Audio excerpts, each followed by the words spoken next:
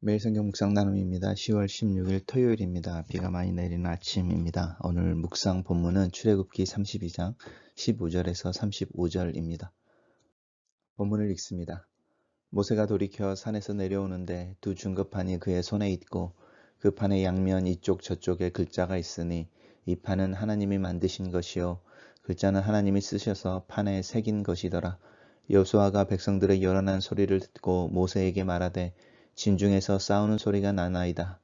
모세가 이르되 이는 승전가도 아니요 패배하여 부르짖는 소리도 아니라 내가 듣기에는 노래하는 소리로다 하고 진에 가까이 이르러 그 송아지와 그 춤추는 것들을 보고 크게 노하여 손에서 그 판들을 산 아래로 던져 깨뜨리니라. 모세가 그들이 만든 송아지를 가져다가 불살라 부수어 가루를 만들어 물에 뿌려 이스라엘 자손에게 마시게 하니라. 모세가 아론에게 이르되 이 백성이 당신에게 어떻게 하였기에 당신이 그들을 큰 죄에 빠지게 하였느냐. 아론이 이르되 내 주여 노하지 마소서. 이 백성의 악함을 당신이 아나이다. 그들이 내게 말하기를 우리를 위하여 우리를 인도할 신을 만들라. 이 모세 곧 우리를 이 애굽 땅에서 인도하여 낸 사람은 어찌 되었는지 알 수 없노라 하기에 내가 그들에게 이르기를 금이 있는 자는 빼내라 한즉 그들이 그것을 내게로 가져왔기로 내가 불에 던졌더니 이 송아지가 나왔나이다. 모세가 본즉 백성이 방자하니 이는 아론이 그들을 방자하게 하여 원수에게 조롱거리가 되게 하였음이라. 이에 모세가 진 문에 서서 이르되 누구든지 여호와의 편에 있는 자는 내게로 나아오라 하매 레위 자손이 다 모여 그에게로 가는지라. 모세가 그들에게 이르되 이스라엘의 하나님 여호와께서 이같이 말씀하시기를 너희는 각각 허리에 칼을 차고 진 이 문에서 저 문까지 왕래하며 각 사람이 그 형제를 각 사람이 자기의 친구를 각 사람이 자기의 이웃을 죽이라 하셨느니라. 레위 사람이 모세의 말대로 행하매 이날에 백성 중에 3,000명 가량이 죽임을 당하니라. 모세가 이르되 각 사람이 자기의 아들과 자기의 형제를 쳤으니 오늘 여호와께 헌신하게 되었느니라. 그가 오늘 너희에게 복을 내리시리라. 이튿날 모세가 백성에게 이르되 너희가 큰 죄를 범하였도다. 내가 이제 여호와께로 올라가노니 혹 너희를 위하여 속죄가 될까 하노라 하고 모세가 여호와께로 다시 나아가 여짜오되 슬프도소이다. 이 백성의 자신들을 위하여 금신을 만들었사오니 큰 죄를 범하였나이다. 그러나 이제 그들의 죄를 사하시옵소서. 그렇지 아니하시오면 원하건대 주께서 기록하신 책에서 내 이름을 지워 버려 주옵소서. 여호와께서 모세에게 이르시되 누구든지 내게 범죄하면 내가 그 책에서 그를 지워 버리리라. 이제 가서 내가 내게 말한 곳으로 백성을 인도하라. 내 사자가 내 앞서 가리라. 그러나 내가 보응하는 날에는 그들의 죄를 보응하리라. 여호와께서 백성을 치시니 이는 그들이 아론이 만든 바 그 송아지를 만들었음이더라. 오늘의 본문은 4개의 단락으로 나눠져 있습니다. 우리 어제 묵상했던 내용의 연속 편입니다. 첫 번째 단락입니다. 이제 하나님께서 화를 내시면서 급하게 모세를 재촉하여 이렇게 산에서 내려가게 하시는 장면이 어제 있었고 하나님의 진노 앞에서 모세의 중보의 기도가 있었던 것을 기억하시죠.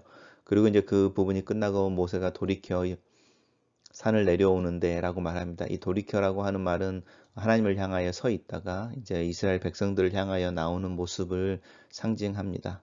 내려오는데 두 증거판에 대한 이야기를 하고 있죠. 이 두 증거판은 하나님께서 친히 하나님께서 새겨주신 글입니다. 이 판 양쪽에 그 판의 양면에 이쪽 저쪽에 글씨가 있다 이렇게 말하고 있습니다. 그래서 하나님께서 쓰신 것이고 하나님 만드신 것인데 이 만든다라는 표현 하나님이 창조하시는 모습에 대해서도 이야기하고 있고 특별히 하나님이 수고하여 노동하여 이런 뜻입니다. 그래서 만든다라고 말할 때 그냥 하나님 만드신 것이 아니고 정성을 다하여 심려를 기울여서 만든 것을 의미합니다. 그리고 글자는 하나님께서 친히 쓰셔서 판에 새긴 것이더라 이렇게 이야기하고 있는데 우리 나중에 이제 34장쯤 가면 모세가 다시 이 십계명이 새겨진 돌판을 받는 장면이 나오는데 그 장면에서는 모세가 직접 글을 쓰게 됩니다. 여호수아가 백성들이 요란한 소리를 듣고 이야기하면서 갑자기 여호수아가 나오죠.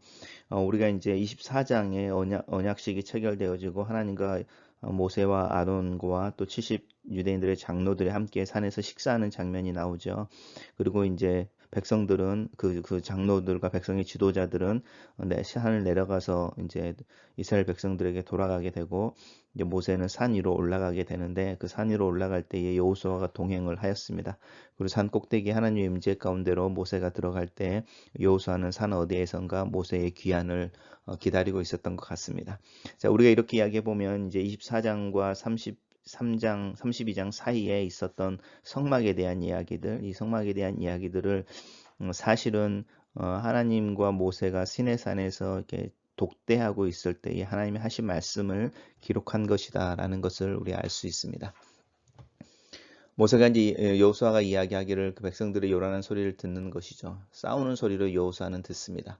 하지만 모세는 승전가도 아니고 패배하여 부르는 슬픈 애곡성이라고 하는 곡을 하거나 이렇게 슬퍼하는 소리도 아니다라고 말하고 있죠. 분명히 이제 모세는 이미 하나님과의 어떤 대화 속에서 무슨 상황인지를 알고 있으니까요. 노래하는 소리로다 이렇게 이야기합니다. 그리고 진에 가까이 이르러 이제 산에서 내려오면서 이제 이스라엘 백성들의 모습이 보일 때에 금송아지와 그들이 춤추는 것을 보게 되는 것이죠.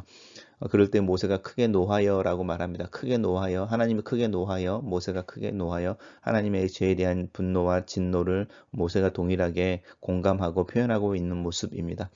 그리고 나서 손에서 그 돌판들을 산 아래로 깨뜨린다. 이게 이제 모세의 혈기일 수도 있지만 상징적으로는 하나님과의 언약에 깨트려져 버리는 것을 이야기합니다. 우리가 이제 이 하나님과 맺은 약속에 근거한 언약이고 그 언약이 이스라엘 백성들에게 법의 형태로 주어지는데 그랬을 때에 우리 언약식 체결할 때 하나님이 명령하신 것을 그대로 지키겠다고 그들이 약속했었고 그 체결되어진 후에 함께 식사까지 나눴으니까 분명히 그 언약이 체결되어지는 것이 이제 완성되어졌고 또 그것이 이제 문서로 만들어진 게 사실 이 돌 두 판이고 그걸 하나님이 직접 만드셨는데 이스라엘 백성들이 하나님의 음성으로 말씀하셨던 십계명의 가장 중요한 첫째, 둘째의 부분들 속에서 이제 이렇게 하나님을 이렇게 예배하는 삶에 대한 그 거부로 말미암아 이제 언약이 깨트려져 버렸다. 이제 더 이상 효과가 없다라는 것의 표현이기도 합니다. 그러고 나서 이제 모세가 그 이스라엘 백성들이 맞은 금송아지를 가져다가 불살라 부수었다고 말하는데 이 금송아지라고 하는 부분이 순금으로 만들어진 송아지라기보다는 불을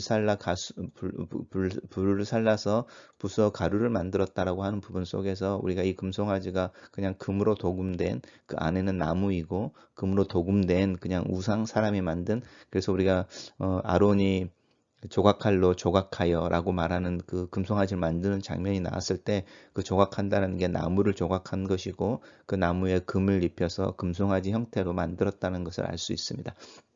그래서 이제 도금되어졌던 그 금을 부수어서 가루를 만들어서 물에 뿌려 이스라엘 백성들에게 마시게 했다. 사실은 얼른 생각하면 이 금가루를 만들어서 물에 뿌려 이스라엘 백성들에게 마시게 하는 이 장면이 굉장히 좀 이해하기 어려운 부분인데 우리가 이제 성경을 계속 읽다 보면 민수기로 가면 저주의 물이라고 하는 어떤 그 재판하는 도구가 나옵니다. 이제 남편이 아내의 정결함을 의심했을 때에 이제 제사장에 나아가고 제사장에게 나아가고 하나님께 제사를 드리게 되는데 번제물을 드리는 거죠. 드리게 돼서 이제 아내가 자신의 어떤 정결함, 순결함을 이야기하고 주장하게 되는데 그때 이 아내에게 그 하나님께 드렸던 제물의 재를 물에 타서 마시게 하는 저주의 물을 마시게 한다라고 하는 그 판결에 대한 이야기가 나옵니다. 특별히 남편이 아내의 정결을 의심하고 아내는 그 정결함을 주장할 때에 이 아내가 마시는 물이 있는데 그 물이 저주의 물입니다. 자기가 드렸던 제물, 그 제물에 가루를 탄 물을 마시게 되는데 그러면서 나오는 거죠.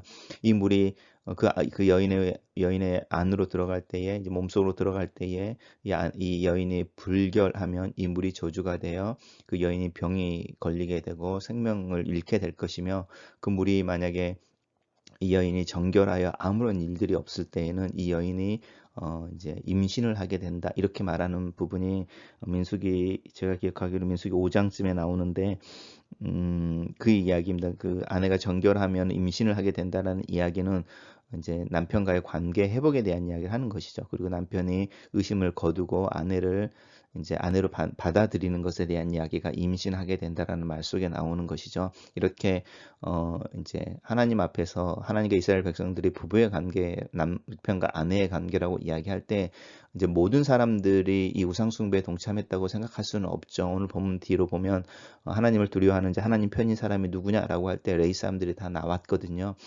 그러니까 이제 이 물을 이스라엘 모든 사람들에게 먹였을 때 이제 그 안에서 자신들의 양심에 이제 꺼리낌이 있겠죠. 그 우상 숭배에 참여했던 사람들과 참여하지 않았던 사람들은 이제 두려움과 축복에 대한 이야기들 속에서 마음이 나뉘게 되고 이 물을 마실 때에 이제 꺼리낌이 있던 사람들은 하나님 앞에 회개하고 돌이키고 이제 이런 것에 대한 요청이기도 하고 그 동참하지 않았던 이들에 대해서는 하나님의 축복과 하나님의 어떤 생명의 약속에 대한 이렇게 회상 아니면은 이제 기억하게 하는 축복의 모습이기도 합니다. 그래서 이 물을 뿌려 마시게 했다라는 내용의 어떤 백그라운드를 좀 이해하시면 왜 모세가 이 일을 하고 있는지를 이해하실 수 있습니다.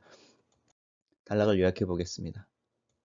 시내산에서 급히 내려온 모세는 이스라엘의 모습에 크게 노하여 손에 들고 있던 돌판을 산 아래로 던져 깨뜨리고 금송아지를 불살라 가루로 만들어 물에 타 백성들에게 마시게 한다. 이렇게 요약했습니다.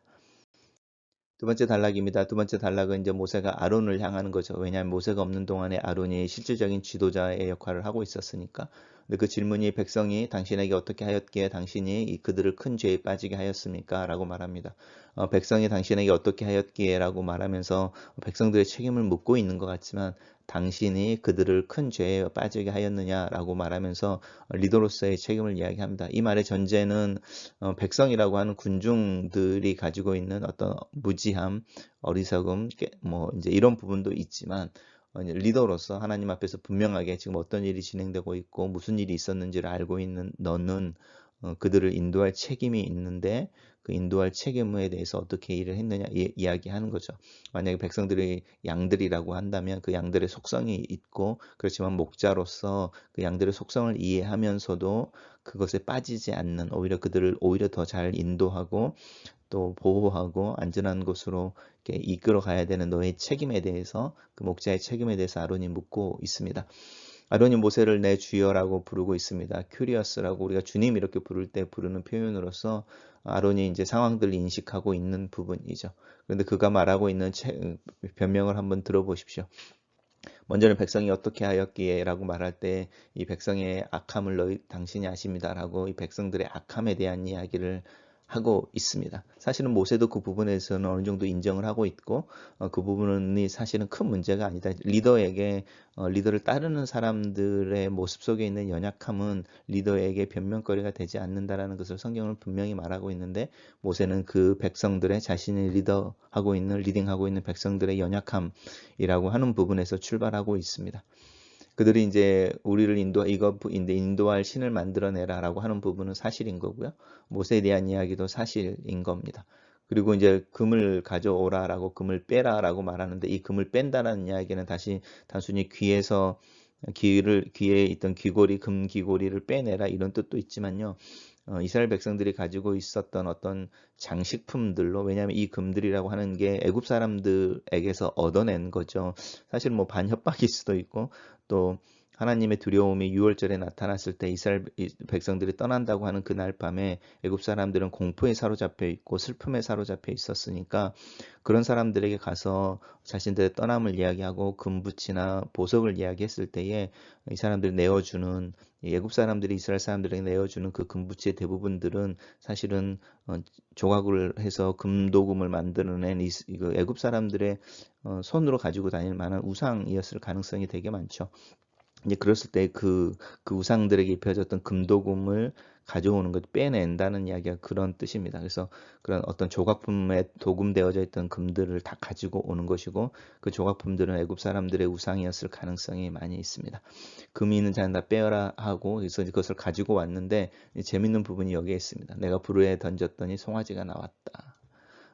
사실은 저도 이제 목사이지만 많은 목사들이 자신들의 잘못을 변명하거나 판단의 어떤 오류 또 어떤 교회를 인도하는 데 있어서 이렇게 어떤 결정의 잘못을 이야기하거나 또 특별히 이제 그루밍 같은 경우에 자신들의 잘못을 덮으려고 할 때 사실은 이 신적인 이야기 또 신비로운 이야기 이런 이야기를 하는데 아론도 사실은 그 이야기를 하고 있습니다. 불을 던졌더니 송아지가 나왔다. 사실은 아니죠. 가져오라 말하고 자기가 나무를 칼로 이렇게 조각하여 금송아지의 모습을 만들고, 그리고 그 나무로 만든 금송아지의 금을 도금해서 만들었음에도 불구하고 이 불에 던졌더니 송아지가 나왔다라고 하는 변명의 모습을 봅니다. 단락을 요약해 보겠습니다. 아론은 모세에게 백성의 악함을 탓하며 금송아지를 만들고 우상 숭배를 주도한 자신의 죄를 변명한다. 이렇게 요약했습니다. 세 번째 단락입니다. 모세가 본즉 백성이 방자하다라고 하는 이 방자를 영어 성경에서는 naked라는 말로 표현하고 있습니다. 그러니까 단순히 어떤 막 그 술 취함의 어떤 모습들을 뛰어넘어서 이제 음행이라든지 고대에 기본적으로 우상 숭배를 하고 신들을 섬길 때에 그 벌어졌던 환락의 축제에 대한 이야기를 하고 있는 것입니다. 그래서 이제 그런 모습에 대해서 이야기하고 아론들이 그를 방자하게 하였다. 그렇게 우상 숭배하고 그 고대 다른 백성들이 그들의 신을 섬기면서 그 예배 끝에 벌어졌던 어떤 성적이고 또 육체적인 환락과 이런 모습으로 인도해냈던 것에 대해서 원수에게 조롱거리가 되게 했다. 이렇게 말합니다. 원수에게 조롱거리가 되게 했다라고 말하는 이 원수는 우리가 아는 사탄을 의미하지 않습니다. 이 원수는 분명하게 애굽을 의미합니다. 왜냐하면 모세가 이스라엘 백성들을 위해 하나님께 중재할 때도 원수에 대한 이야기를 하는데 하나님께서 당신의 백성들을 애굽에서 인도해 낼 때에 하나님의 백성이 되게 하고 하나님을 예배하기 위해서 이렇게 인도해 내지 않으셨습니까? 그런데 광야에서 그들을 다 죽인다면 그 원수들이죠. 애굽 사람들이 우리를 그렇게 죽어버린 우리를 또 그렇게 죽이시는 하나님을 얼마나 조롱하고 이렇게 이야기하면서 그 원수의 대상이 분명하게 나타나는 것이죠. 이게 현실에서도 마찬가지입니다. 우리는 하나님과 이야기를 할 때 자꾸 영적인 이야기를 하고 있는데 우리를 가장 많이 비웃는 사람들, 그 사람들은 우리가 예수를 믿는다는 것 때문에 관계가 깨어졌던 사람들, 또 우리가 예수를 믿는다는 것 때문에 우리가 사실은 떠났던 사람들, 그런 사람들이 우리가 예수를 믿으면서 또 믿음으로 말미암아 어떤 일들이 잘못되었거나 우리 연약함이 드러날 때 가장 조롱하고 비웃는 것이죠. 이 원수라고 하는 부분이 영적인 추상적인 부분이 아니라 사실은 실제로 있다라는 부분들 기억하시면 좋겠고 애굽 사람들을 의미하는 것입니다. 너희들 하나님을 너희들의 신을 섬기겠다고 광야를 떠나더니 결국은 우리가 섬기는 신들의 모습 그 신을 섬기고 있는 것이고 또 너희들이 하나님이 원하시는 방법으로 너희들의 신을 섬기는 방법 너희들만의 방법이 아니라 결국 우리가 제사를 지내고 우리가 섬기는 우리의 신들을 섬기는 방법으로 너도 섬기고 있으니 너희들의 그 애굽을 떠나는 이유가 무엇이냐 뭐가 다른데 이제 이런 이야기 하는 것이고 사실은 우리가 이런 조롱을 지금 21세기 우리의 삶의 현장에서도 사실은 받고 있는 것을 기억하면 좋겠습니다. 이에 모세가 진에 이르러 누구든지 여호와의 편에 있는 자는 다 내게로 나오라라고 말한 여호와의 편에 있다라고 하는 부분입니다.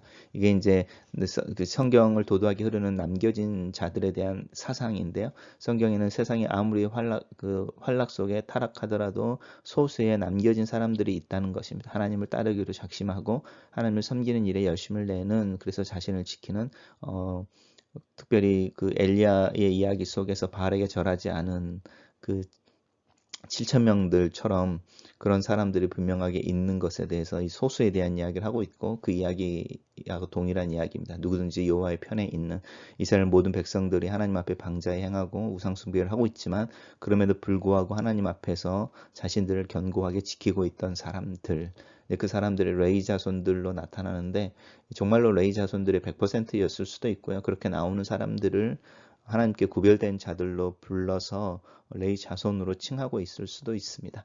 저는 오히려 레위 자손이라고 말하는 게 문자적으로 레위 자손이었다 이렇게 말하고 싶지는 않습니다. 왜냐하면 벌써 아론이 레위 지파였었고요. 그리고 이 일에 동참할 때에 앞에서 제사장으로 이 우상 숭배를 진행했던 사람들이 다 사실은 레위 지파이기 때문에 그렇습니다. 그래서 저는 이 레위 지파라고 레위 자손들이라고 하는 게 이 누구에든지 여호와의 편에 서 있는 자들을 총칭하는 말이 아닐까 이렇게 생각해 봅니다. 모세가 그들에게 이야기하기를 이제 죽음에 대한 이야기를 하는 거죠. 하나님의 심판에 대한 이야기를 하고 있습니다. 그래서 사람의 각 그 형제를 각 사람의 그 친구를 각 사람의 자기의 이웃을이라고 말하는 부분에 있어서는 죄에 대한 단호함, 이 방자함이라고 연결되어진 사람이죠. 그냥 아무나 죽여 이런 뜻이 아닌 거죠. 그 환락 가운데에 또 우상 숭배 가운데에 가장 극심한 형태로 참여하고 있는 사람들에 대한 죽음의 어떤 징계, 이런 부분에 대한 이야기를 하고 있습니다. 각 사람이 자기 아들과 자기 형제를 쳤으니 오늘 여호와께 헌신하게 되었다. 그리고 그가 오늘 너에게 복을 내리시리라 라고 말하는 이 죄에 대한 단호함에 대한 이야기를 하고 있고요. 이것이 오늘날 우리에게 문자적으로 적용되어질 수는 없지만 그럼에도 불구하고 죄의 무거움이라든지 그 죄의 문제를 끊어내는 것, 특별히 하나님이 아닌 것을 하나님으로 인정하고 섬기려고 할 때에 내 자신을 그로부터 분별해내어 정결하게 하는 그 요소들은 정말 중요한 부분이다라는 것을 말씀하고 있습니다. 단락을 요약해 보겠습니다. 모세는 여호와 편에 있는 사람들을 모아 이스라엘을 벌한다. 레위 자손이 모세의 명령을 따른다. 이렇게 요약했습니다. 마지막 단락입니다. 그리고 나서 그 다음 날 모세가 백성들에게 이야기를 너희가 큰 죄를 범하였다. 그리고 내가 이제 하나님께로 올라가서 너희들을 위해 속죄가 될까 하노라 라고 말하니 속죄가 될까 하노라 라고 이야기할 때에 모세는 이미 자기의 목숨을 걸고 있다라는 뜻인 것이죠. 내가 너희를 위해 중보기도를 하겠다가 아니고 내가 너희들을 위해 속죄의 제물이 되겠다라고 하는 부분입니다. 이 부분 속에서 모세와 예수님이 오버랩되고 있는 모습을 볼 수 있죠. 그래서 하나님의 너희를 향한 화를 풀고 관계를 회복시켜야 되는데 그 일을 위해서 내 몸이 또 내 생명이 이렇게 어떤 하나님 앞에 드려지는 제물이 될 수 있다면 내가 그렇게 하겠다라고 이야기하는 모습이고 아론과는 참 비교되는 모습입니다. 그러면서 이제 하나님 앞에 나가서 제일 먼저 시작하는 부분이 슬프다는 것이고 하나님의 감정, 우리는 하나님의 감정이 없으신 분으로 이해하지만 하나님의 감정에 자신의 감정을 덧하고 있는 부분이죠. 그리고 이스라엘 백성들에 대한 형편을 그대로 이야기합니다. 그리고 이제 중보가 들어가는데 그렇지만 그들의 죄를 사해 주십시오라고 말하고 이제 속죄의 의미가 나타나는데 하나님 주님께서 기록하신 책에서 나를 지워 주십시오. 나를 지우시든지 그들을 용서하시던지라고 이제 자신의 어떤 존재를 걸고 하나님 앞에서 이야기하는데 하나님께서 뭐라고 말씀하시냐면 누구든지 내게 범죄하면 내가 그 책에서 그를 지우리라 이렇게 이야기하십니다. 네가 모세여서가 아니라는 것이죠. 내게 범죄하면이라고 이 죄에 대해서는 정확하게 이야기합니다. 이 책이 무슨 책일까라고 이야기할 때 우리가 이제 구약의 이 책의 이야기를 기억하고 이제 요한계시록으로 가면 이 책이 다시 등장하죠. 생명책이라고 그래서 하나님의 사람들, 그러니까 예수 그리스도께서 자신의 피로 산 어린 양들의 이름을 기록하고 있는 생명책이라는 모습으로 드러나게 됩니다. 그래서 마치 호적부 같은 거라고 생각하시면 되죠. 근데 이제 모세는 하나님 앞에 자신을 속죄물로 드리고 용서를 구하지만 하나님께서는 분명하게 이야기하시기를 죄라는 부분, 누구든지라고 하는 부분 속에서 하나님의 죄에 대한 단호함을 이야기하고 있고 이제 가서 내가 내게 말한 것으로 너의 백성을 인도해라 라고 모세에게 기도를 들어주는 것 같습니다. 내 사자가 너를 앞서 갈 것이다. 그러나 이 보응하는 날에 그들의 죄를 보응하리라 라고 말하는 내가 보응하는 날이라고 하는 부분 속에서 우리가 하나님의 용서라고 받는 부분들이 완전히 하나님이 이제 지금은 우리 잊어버리셨다 이제 이렇게 말하고 사실은 그것이 사실이지만 이 보응한 날이라고 하는 어떤 우리가 믿고 있는 하나님 예수님께서 등장하시는 마지막에 어떤 심판의 때에 대해서 성경은 절대로 부정하지 않고 있습니다. 오늘 문맥 속에서는 그래 내가 너의 중보의 기도 속에서 이스라엘 백성들에 대한 진노와 진멸에 대한 이야기를 거두어내지만 이 보응하는 날이라고 하는 것은 이제 여전히 있고 그 날은 오게 될 것이다라고 하는 부분인 거죠. 그러면서 하나님께서 백성을 치시니라고 말하는 이 치신다라고 하는 표현은 이제 정확하게 구별하거나 설명이 되어져 있지는 않습니다. 그렇지만 하나님께서 죄에 대해서 누구든지 범죄하면 내가 그를 책에서 지워버린다라고 말하는 이 하나님의 죄에 대한 단호함이라고 하는 부분들이 백성에게 어떤 형태로든 간에 나타났을 것 같죠. 나타났는데 그게 무엇인지는 자세히 설명되어지지 않고 있습니다. 단락을 요약해 보겠습니다. 모세는 다시 하나님께 나아가 이스라엘을 위해 중보하며 하나님의 용서를 구한다.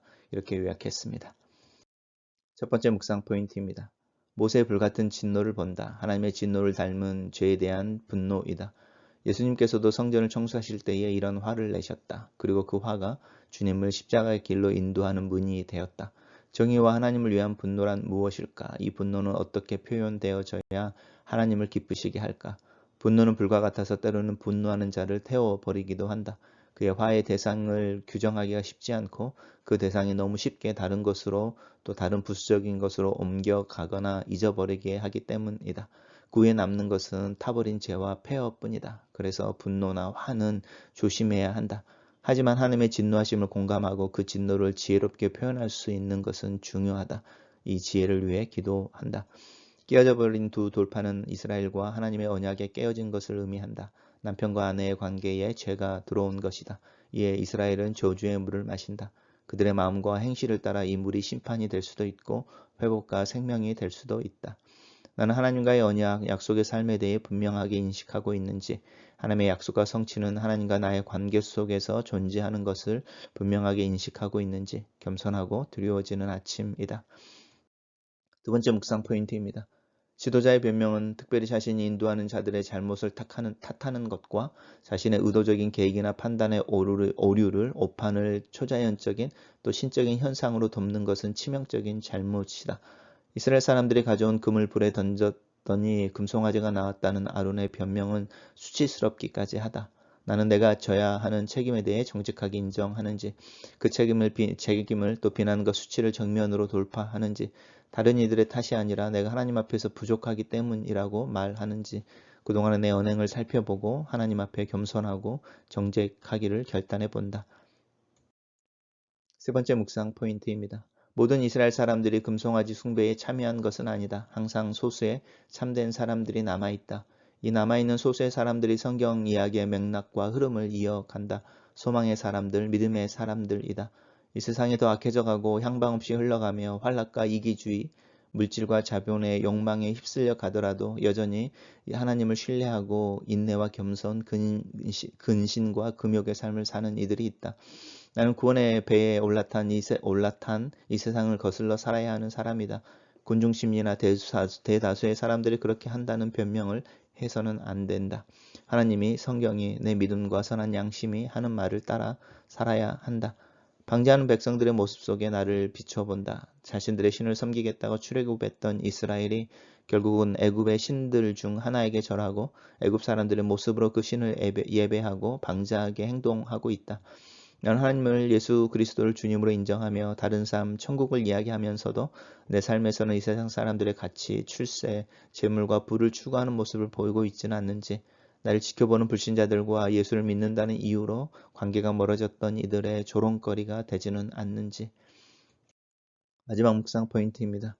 모세의 간절한 중보 기도의 모습을 본다. 대학 시절 열정 하나를 의지하여 모세의 기도를 흉내내어 민족 복음화를 위해 기도했던 시절이 회상된다. 그때의 열심은, 그때의 열정과 믿음은 어디로 가버린 것인지, 내 마음 깊이 갈무리가 되어 있는 것인지, 아니면 시간의 흐름 속에서 잊어버린 것인지, 하나님 앞에서 내 젊은 날에 헌신된 삶을 추구했던 것이 지금의 모습 속에 성숙하고 진지하며 현실 적용 가능한 것으로 변화되어져 있고 숙성되어 있기를 겸손한 마음으로 기도하게 되는 아침이다. 누구든지 내게 범죄하면 내가 그 책에서 그를 지워버리리라. 무서우리만큼 죄에 대해 단호한 하나님의 모습을 본다. 하나님께서 죄를 미워하셔서 자기 아들을 대신하여 그 죄의 문제를 해결하셨다는 것을 믿으면서도 나는 이 죄의 무서움에 대해 너무 둔감하다. 죄를 용서받는 것과 죄의 중대함을 알고 그 파괴적인 무게와 하나님의 진노를 기억하며 조심스럽게 근신하는 삶을 사는 것이 함께 가야 한다. 나는 이 둘 사이에 균형을 잡고 있는지, 그래서 나의 삶은 조금씩 죄에서 멀어지며 주님을 닮아가고 있는지. 글로 쓰는 기도입니다. 오늘 방자한 이스라엘 사람들의 모습 중에 나도 있음을 고백합니다. 죄의 무거움과 하나님의 진노에 대해 인정하면서도 그 죄를 아무렇지 않게 행하는 내 모습을 고백합니다. 예수 그리스도의 죽음과 고난에 감사하면서도 그를 닮아가는 삶에는 더딘 발걸음을 보이는 나를 하나님 앞에서 인정합니다. 하나님의 죄에 대한 진노를 무겁게 받아들입니다. 내 삶에 하나님의 자녀로서의 권리를 주장하기 전에 그 자녀의 특권을 무겁게 또 진지하게 인지하고 그 삶을 살아내기 위해 또 살아내는 삶을 위해 기도합니다. 하나님의 관점에서 죄를 바라볼 수 있도록 도와주시고 예수 그리스도의 보혈 아래서 자유함을 누리면서도 그 죄의 문제를 소홀히 하지 않게 도와주시옵소서. 하나님의 은혜 아래에서 내 자신을 항상 성찰하게 하시고 내 안에 있는 죄의 모습을 내 원수들에게 조롱거리가 되거나 하나님의 영광을 가리게 될 때마다 하나님 앞에 정직하게 나와 용서를 구하는 정직한 영을 내 안에 창조하시옵소서. 언약의 백성 하나님의 약속을 지닌 자로서 이 세상을 거슬러 사는 믿음, 또 그 믿음의 삶을 위한 지혜와 총명, 또 하나님의 임재와 도우심을 구합니다. 예수님 이름으로 기도합니다. 아멘.